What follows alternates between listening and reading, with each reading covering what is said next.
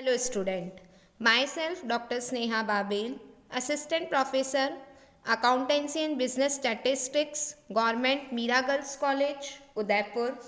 Students, मैं आप लोगों के साथ आज यूनिट नंबर 3 में numerical question from business and profession head जो हैं वह डिस्कस कर रही हूँ।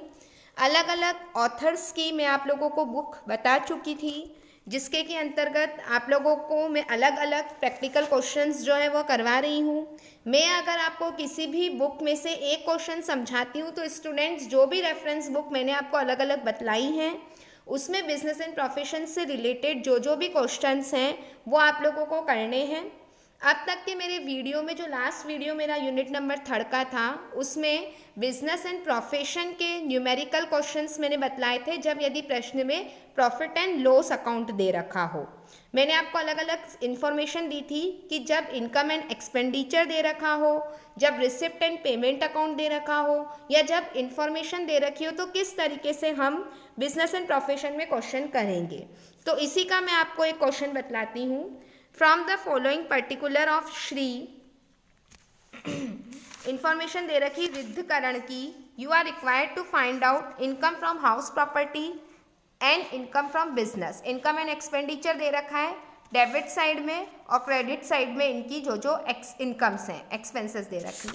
अब हमें कहा गया है एडिशनल इन्फॉर्मेशन में कि employer has not deposited ₹8,000 during the previous year out of his contribution of ₹12,000. However, this amount was deposited before the last date of submission of income tax return. The contribution received from the employees was also ₹12,000, out of which ₹8,000 was deposited after due date mentioned in Provident Fund Act. It has not shown on the both side of income and expenditure account. Municipal taxes related to the let out house property. Salary include bonus ₹3,000 which was not paid till the last date of submission of the income tax return. The house property was occupied by Shri Riddhkaran for his or residence for 4 month. House is not business assets. Municipal value of the house is ₹3,000 per annum. A car costing ₹80,000 was purchased on 1st June 2019. It was used for profession since 1st January 2020. Full payment of car was made in cash.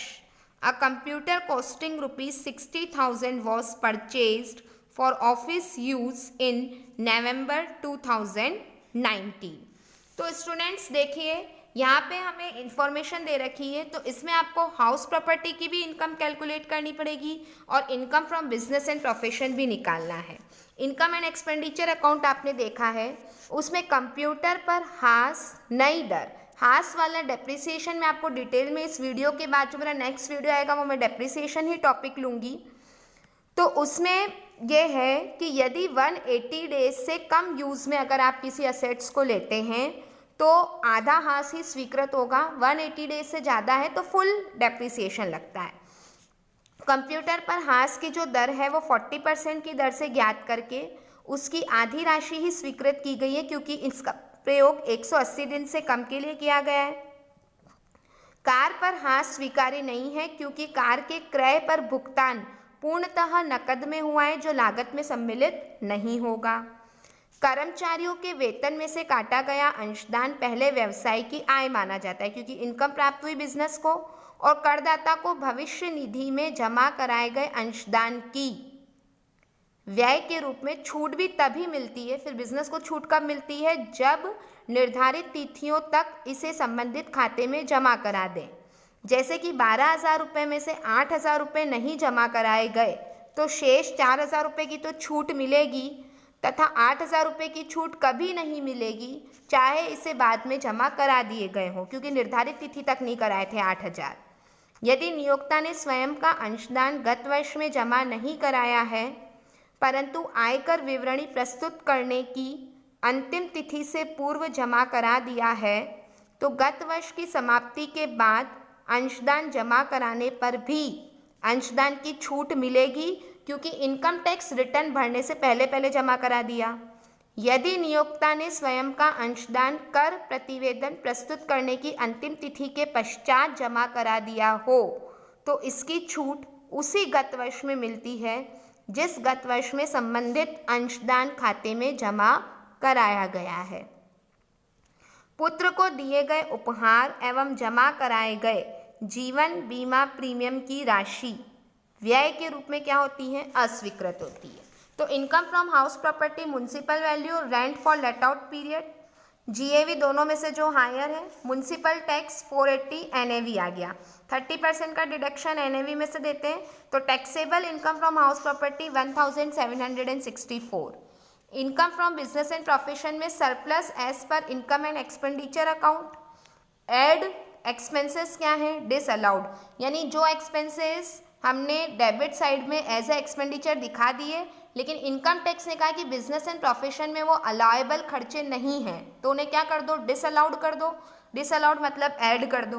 Gift to son, life insurance premium, municipal taxes, bonus not paid till the last date of return, employer contribution to RPF, क्योंकि income tax return भरने तक दे दिए थे employer ने इसलिए वो disallowed नहीं है। तो 6380 डिसअलाउड।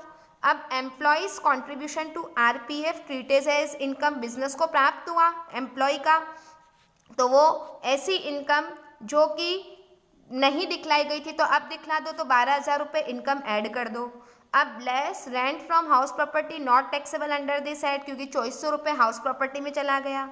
अब ऐसे एक्सपेंसेस जो अलाउड तो हैं लेकिन डेबिट नहीं किए हैं तो अब अलाउड कर दो। तो डेप्रिसिएशन ऑन कंप्यूटर 60,000, 40% की कंप्यूटर पे दर लगेगी और आधा ही लगेगा क्योंकि 180 दिन से कम लिया है। और employee contribution to RPF deposited in time 8,000 की नहीं सिर्फ 4,000 की छूट दी। तो taxable income from business and profession जो है वो कितना आया है? Taxable income from business and profession निकल करके आया है 42,500 रुपये। तो ये स्टूडेंट्स आप लोगों को समझ में आ गया कि इसमें हमने क्या किया है। इनकम एंड एक्सपेंडिचर दे रखा था तो भी मेरे को क्वेश्चन कैसे सॉल्व करना है वो आपको फॉर्मेट आना चाहिए। वन मोर क्वेश्चन लीजिए। मैसर्स जो है वह राधेलाल दे रखा है, उसके अंतर्गत कोटा में गेहूं के व्यापारी, उनके पास साबुन तेल और कंपनी की एजेंसी भी, जिन्हें विक्रय पर निश्चित प्रतिशत से कमीशन मिलता है, वे हिसाब भैया नहीं रखते हैं। 31 मार्च 2020 को समाप्त वर्ष के लिए कर निर्धारण अधिकारी को निम्न विवरण प्रस्तुत किए।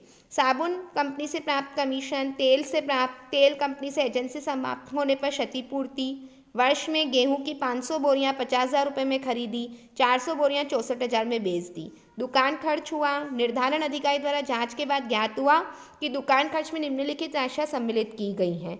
राधेलाल के लड़के के विवाह 4500 रुपये व्यय, कैलेंडर और डायरियों पर 2700, रिहायशी मकान की मरम्मत अनुमानित व्यय 1300, मनोरंजन व्यय 2450, बिना चुंगी चुकाए माल लाने पर अर्थदंड 2300 रुपये, टाइपराइटर खरीदने के अग्रिम चुकाए 2500 रुपये। तो 20-21 कर निर्धारण वर्ष के लिए उनकी व्यापार एवं पेशे से लाभ शीर्षक के अंतर्गत कर योग्य जो है वह हमें आय ज्ञात करनी है। तो देखिए स्टूडेंट, सबसे पहले इसमें जो जो इन्फॉर्मेशन दे रखी थी तो ग्रॉस अर्निंग ले लो। ग्रॉस अर्निंग में से जो अलाउड एक्सपेंसेस है वो लेस कर दो और जो डिसअलाउड एक्सपेंसेस हैं कि वो इनकम में जोड़े गए थे तो उस डिसअलाउड को जो है वो वहाँ से उनको हटा दीजिए। देखिए gross earning, commission from soap company, commission from oil company, compensation for loss of agency और प्रॉफिट और सेल ऑफ 400 बीट, ये आ गया हमारे पास में 73,000।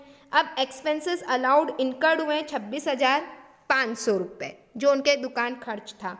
अब डिसअलाउड एक्सपेंसेस 4,500, 1,300, 2,300 और एडवांस फॉर परचेजिंग टाइप 10,600 रुपये। तो मैंने क्या करा, 26,500 अलाउड थे उसमें से 10,600 और घटा दो तो कितना आया 15,900 रुपये। नेट फिगर 15,900 आया। तो 73,000 में से 15,900 को घटाया तो taxable income from business and profession निकल करके इसमें टैक्सेबल इनकम निकल करके इसमें आ गई। तो स्टूडेंट्स आप देखिए ये कि इस तरीके से अगर आप प्रैक्टिकल क्वेश्चंस करेंगे अपनी अपनी रेफरेंस बुक से तो उससे ये होगा कि आपका जो कंसेप्ट है वो और अच्छे से क्लियर होगा। आप समझ पाएंगे क्वेश्चंस को अच्छे से, और जितना ज़्यादा आप उस प्रैक्टिकल क्वेश्चंस करेंगे तो आप लोगों के लिए ये चीज़ फ़ायदेमंद रहेगी। मैंने एक आप लोगों को असाइनमेंट दे रही हूँ। Shri Pandey is a practising chartered accountant. He is also taking evening classes in a college. He keeps on a cash basis summarize